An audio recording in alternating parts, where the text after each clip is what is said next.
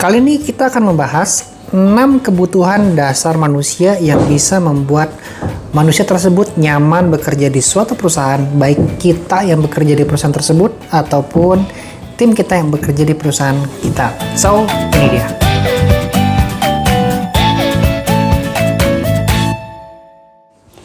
Nah, kebutuhan dasar manusia, kita akan mulai dari yang pertama. Yang pertama adalah kebutuhan akan kepastian. Jadi ketika seseorang bekerja di dalam suatu perusahaan, kemudian dia pasti menjadi karyawan tetap misalnya, atau mungkin dia pasti mendapat gaji, pasti mendapatkan penghasilan. Nah, jadi kalau misalnya dia bekerja di perusahaan yang memberikan dia kepastian, ataupun kita aja deh, kalau misalnya kita bekerja di sebuah perusahaan yang memberikan kepastian, pastinya kita akan merasa nyaman, maka kita akan bisa betah dan kita akan merasa nyaman juga dengan pimpinannya. Kalau misalnya gini ya, Anda berteman dengan seseorang dan seseorang tersebut memberikan kepastian, pastinya selalu menjadi sahabat yang enak, selalu bisa mendengarkan dengan seksama, ya pasti gitu, ada kepastian yang pasti bisa menjaga rahasia, maka kita akan nyaman dengan orang tersebut.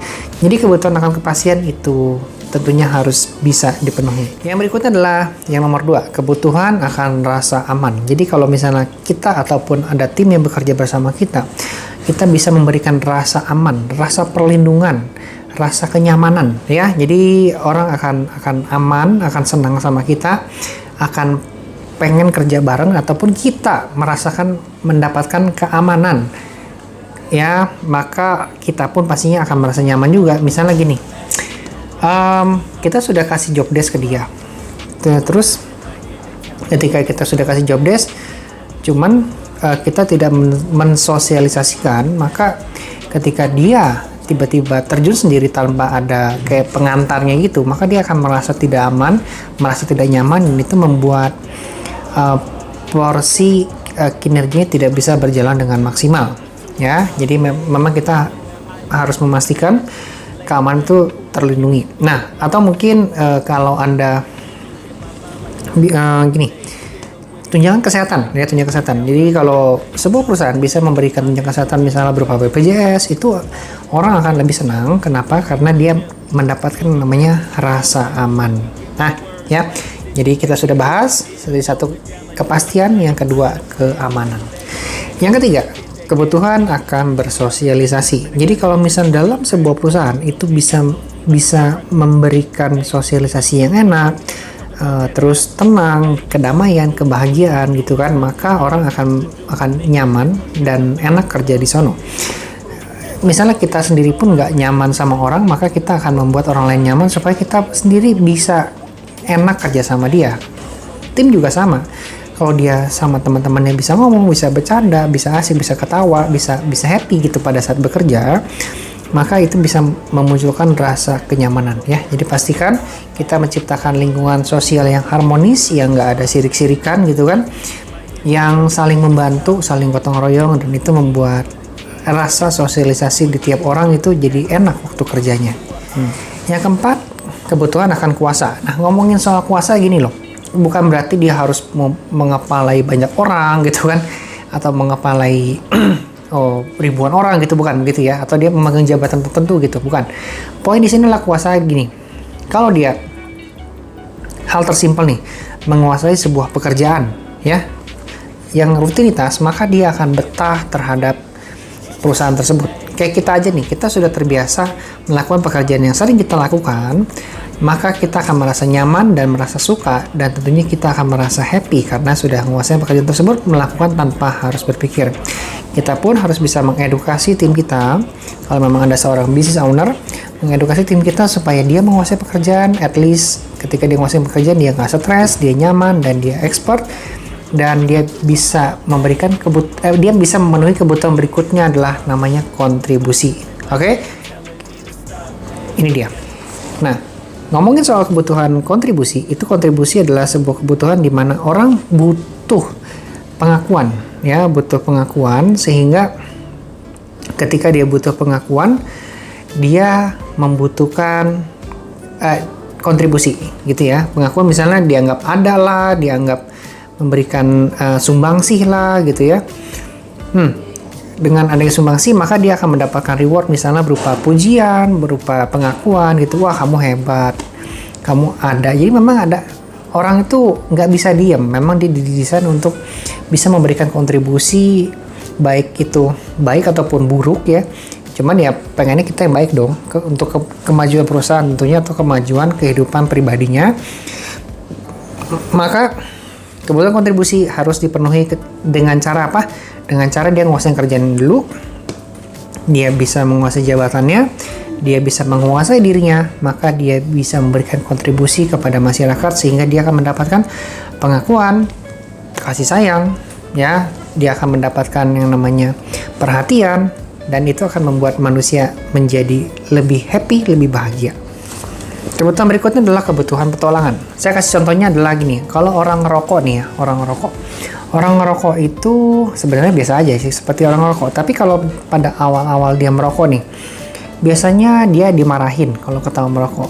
Nah, sekarang dia mau merokok, dia nyumput-nyumput, terus dia sembunyi-sembunyi, terus nggak ketahuan, dia merasakan rasa-rasa happy. Itu disebut dengan kebutuhan petualangan. Lalu kalau ngomongin rokok juga, kata orang, merokok itu bisa menyebabkan kanker, terus penyakit-penyakit lainnya. Terus dia mencoba di tantangan itu, saya nggak kenapa-napa nih. Makanya ketika dia merasa nggak kenapa-napa pada saat merokok, hasilnya adalah untuk memenuhi kebutuhan petualangan ini, dia ngerokoknya makin lama makin nambah. Jadi ceritanya tuh dia bukan mencari kenikmatan merokok, tapi karena lebih ke masa sih, coba nih gue buktiin gitu. Jadi dia mendapatkan tantangan, mendapatkan challenge yang membuat dia merasa kecanduan untuk kebutuhan tersebut. Kalau di sebuah perusahaan bisa memenuhi kebutuhan itu, misalnya dengan pencapaian omset, kalau ada omset berapa, komisi berapa, kalau misalnya bisa jual barang ini dapat apa, maka itu bisa salah satu strategi untuk memenuhi kriteria kebutuhan petualangan seseorang.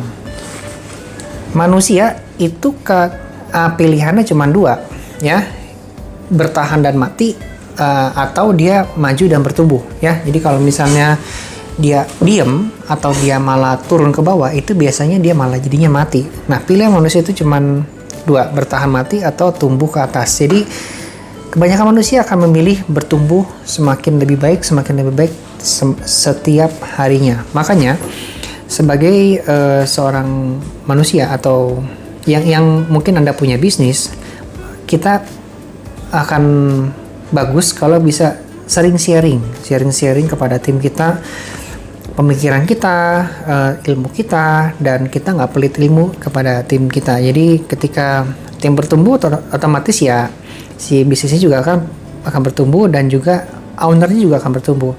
Memang salah satu syarat dari Anda memiliki bisnis, belajar itu nggak boleh berhenti, ya. Belajar itu nggak boleh berhenti, dan salah satu motor penggerak kita terus bergerak maju lagi yang nggak lain bukan adalah selain kita berkarya untuk diri kita sendiri, kita beribadah juga, dan kita itu membuat orang lain mempunyai pekerjaan, memberdayakan orang, ya, membuat orang lain lebih cerdas.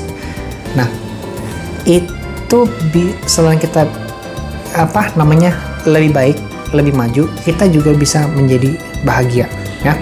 Kalau Anda pengen hidupnya bahagia, memberdayakan orang, sharing ilmu, menumbuhkan diri, sharing lagi gitu kan, itu bisa lebih happy dalam kehidupan. Tips kali ini ya, 7 kebutuhan dasar manusia yang kita usahakan kita bisa penuhi. Dan kalau misalnya kita sebagai seorang tim dalam karyawan, kita bisa cerita ke bos, memberikan masukan, Pak, kita kalau gini-gini oke nggak nih? Ini kan oke nih gitu, bisa memenuhi kebutuhan ini, jadi perusahaan lebih asik. Tapi kalau kita sebagai business owner, kita boleh mulai memikirkan, merancang gimana nih caranya supaya 7 kebutuhan dasar manusia ini bisa terpenuhi dalam satu perusahaan. Ya kalau misalnya pusing, sebenarnya nggak harus 7, at least Anda terpenuhi 2 itu udah bagus, 3 udah bagus banget ya. Apalagi kalau bisa 7 itu wow, itu luar biasa sih ya. Luar biasa dan nggak gampang memang. Tapi ya kalau misalnya target awal kita penuhin 2, ya target berikutnya 3 ya. Sampai 7 ya itu nanti ngikutin lah. Oke, suka dengan tips seperti ini? Silahkan subscribe, like, dan juga komen jika ada pertanyaan. Share juga kepada teman-teman kalian semua. Dan juga jangan lupa kita juga punya channel TikTok namanya @distributorbangunan. Ya, sampai jumpa di video berikutnya. Bye-bye.